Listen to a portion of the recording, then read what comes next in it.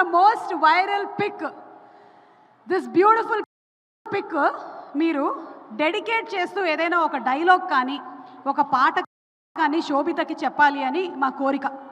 What you want to dedicate? ఒక lyrical లైనా లేకపోతే ఒక డైలాగా, లేదా ఫోన్ చేయొచ్చు మీరు. ప్లీజ్ ప్లీజ్ ఫోన్ చేయరా, వైరల్ అవుతుంది ప్లీజ్, కంటెంట్ వైరల్ అవుతుంది ప్లీజ్.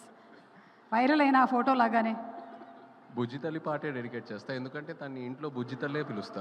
వావ్, చదువు కూడా చెప్పా మన సినిమాకు ముందే. అవునవును, నేను ఆశ్చర్యపోయానమాట.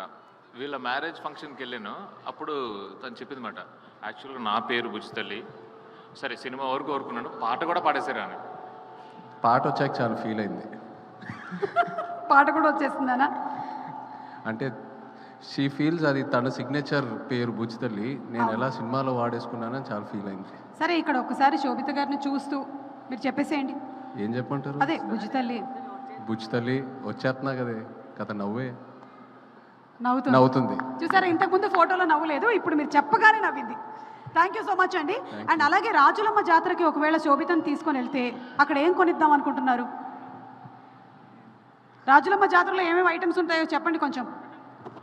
రిబ్బన్లు ఉంటాయి, గాజులు ఉంటాయి. గాజులు, తాళం, డాన్స్. డాన్స్ వేయిస్తారు అక్కడికి వెళ్ళి? చాలా బాగుంటుందండి. నేను ఏం కొంటారు అని అడిగితే డాన్స్ వేయించేస్తున్నారు. చాలా బాగుంటుంది, వాళ్ళ కల్చర్, వాళ్ళ డాన్స్ చాలా బాగుంటుంది. ఓకే ఓకే, థ్యాంక్ యూ అండి, థ్యాంక్ యూ సో మచ్.